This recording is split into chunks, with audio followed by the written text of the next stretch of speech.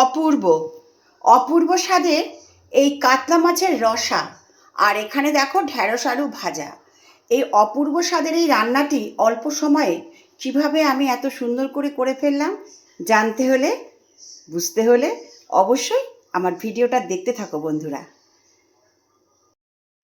Hi friends, আমি রিনা, West Bengal India থেকে বলছি। দেখো রান্না করতে চলে এলাম। আজকে দেখো কাতলা মাছ রান্না করব। আর নুন হলুদ মাখিয়ে নিয়েছি। আর এখানে দেখো আমি ধনে জিরের গুঁড়ো, কাশ্মীরি মির্চ, হলুদের গুঁড়ো, লঙ্কার গুঁড়ো আর গরম মশলার গুঁড়ো নিয়ে নিয়েছি। এটা দিয়ে মশলার পেস্টটাকে আমি গুলে নেব জল দিয়ে। আর এখানে ঢ্যাঁড়স আলু কেটে নিয়েছি, ভাজা করব। চলো তোমাদের সঙ্গে নিয়ে রান্নাটা বসিয়ে দিই। দেখো বন্ধুরা, রান্না করতে চলে এলাম। এখানে দেখো কাতলা মাছটা ভাজা বসিয়েছি। এই যে মাছগুলোকে আগে ভেজে নেব। আর এখানে দেখো আমি ঢ্যাঁড়স আর আলুটা ভাজা বসিয়ে দিয়েছি। দেখতে পাচ্ছ ঢ্যাঁড়স আলুটা এখানে ভাজা বসিয়ে দিয়েছি বন্ধুরা। আর এখানে মাছগুলোকে আগে ভেজে নিয়ে এটাকে আমি আঁচটাকে অল্প করে দেবো, গ্যাসটা কমিয়ে দেবো, আস্তে আস্তে এটা ভাজা হবে। মাছগুলো আমার ভাজা হয়ে গেছে সব কটাই। আমি এবার তুলে নিলাম। এই যে সব মাছ আমার ভাজা হয়ে গেল। দেখো এবারে আমি এর মধ্যে আমি মশলার মধ্যে একটু আদা বাটা দিয়েছি, তোমাদের বলতে ভুলে গেছি। এই মশলার পেস্টটাকে দিয়ে দেবো। এবার আমি মশলাটাকে ভালো করে কষাবো। আর এখানে দেখো আমার এই যে ঢ্যাঁড়স আলু ভাজাটাও আস্তে আস্তে হচ্ছে।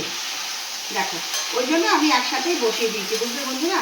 কারণ এই ঢ্যাঁড়স আলু ভাজা করতে না অনেকটা সময় লাগে, তাই না বলো। দেখো আমি এখানটায় ঢ্যাঁড়স আলু ভাজাটা আমার আস্তে আস্তে হচ্ছে। হোক, এর মধ্যে লাস্টে একটু মিষ্টি দেবো। আর এই দেখো মশলাটাকে আমি এবার ভালো করে কষিয়ে নিচ্ছি। দেখো মশলাটা থেকে দেখো আমার তেল ছেড়ে দিল, দেখলে। এবারে আমি এর মধ্যে মাছগুলোকে দিয়ে দিচ্ছি। দেখো এই যে মাছগুলোকে আমি দিয়ে দিলাম। এবার এর সাথে একটু মশলাটাকে একটু করে নিয়ে আমি এর মধ্যে জল দিয়ে দেবো। এবারে আমি এর মধ্যে জল দিয়ে দিচ্ছি। ব্যাস, আমি ঢ্যাঁড়স ভাজাতে অল্প করে একটু মিষ্টি দিয়ে দিচ্ছি। আর এটা তো কিছু লাগে না, নুন হলুদ দিয়েছি আর একটু মিষ্টি দিলাম, ব্যাস। আর আমি মাছের ঝোলেও সামান্য একটু মিষ্টি দিয়ে দিলাম। মাছের ঝোলটাও আমার ফুটে গেছে আর ঢ্যাঁড়স ভাজাটাও আমার হয়ে এসেছে। কাতলা মাছের রসা আমার অলমোস্ট ডান। আমি এর মধ্যে অবশ্যই একটু ঘি দেবো, টেস্টের মাত্রাটা একটু বেড়ে যাবে। যেহেতু আজকে আমি রসা করেছি, একটু ঘি দিলে ভালো লাগবে, বুঝলে বন্ধুরা। কেমন হয়েছে? তোমরা কারা কারা এরকম ভালোবাসো বলো। আর দেখো এখানে আমার ঢ্যাঁড়স ভাজাটাও হয়ে গেছে, এটাকেও আমি নামিয়ে নেব। আর এখানে দেখো এই মাছের ঝোলটাও আমার হয়ে গেছে। কাতলা মাছের রসা আমার অলমোস্ট ডান। এটাকে আমি সার্ভ করে দেবো। কেমন হয়েছে দেখতে অবশ্যই কিন্তু তোমরা বলবে।